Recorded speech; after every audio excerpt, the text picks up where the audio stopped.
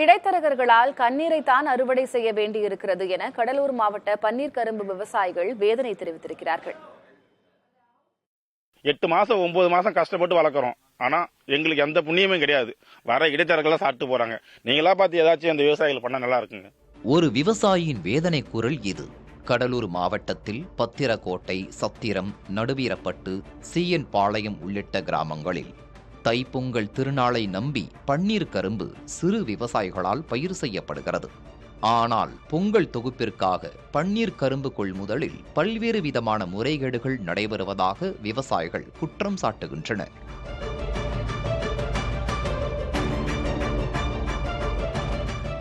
ஒரு ஆளுக்கு சம்பளம் வந்து இன்னைக்கு 1000 ரூபா 1200 சம்பளம் கேட்குறானோ.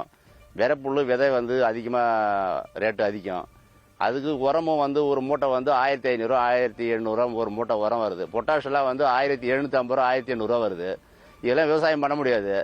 கூலி வந்து ரேட்டு அதிகமாக இருக்குது. அதனால கவர்மெண்ட் வந்து இந்த கரும்பு வந்து இப்போ காற்று அடித்து பூரா விழுந்து போச்சு. அதை ஆளுங்க வச்சு ஒரு ஏக்கருக்கு 25000 இப்போ செலவாயிருக்கு. அது திரும்பி 2வது புயலுக்கும் இப்போ 2வது காற்று அடிச்சு திரும்பி ஒரு பறவை வந்து போச்சு. திரும்பி ஏக்கருக்கு 20000 இப்போ செலவாகி போச்சு. மொத்தம் ஏகப்பட்ட செலவாகுது. அதனால கவர்மெண்ட் வந்து இந்த கரும்பு வந்து ஒரு 30-30 எடுத்தால் தான் கட்டுப்படி ஆகாது.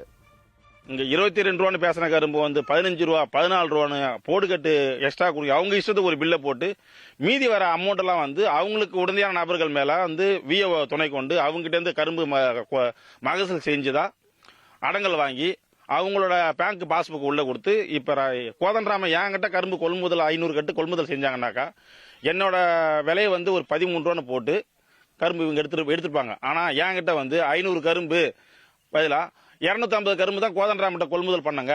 மீதி 250 கரும்பு வந்து வேற ஒரு நபர் மேல கொள்முதல் பண்ணதா விலையை அதிகரிச்சு போட்டு அவங்க பேர்ல வந்து பில்லை பாஸ் பண்ணி பணத்தை எடுத்துக்கிறாங்க.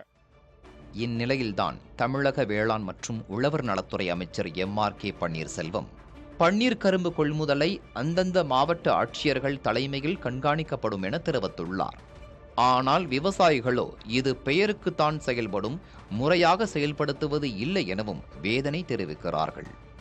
புதிய தலைமுறைக்காக செய்தியாளர் ஸ்ரீதர்.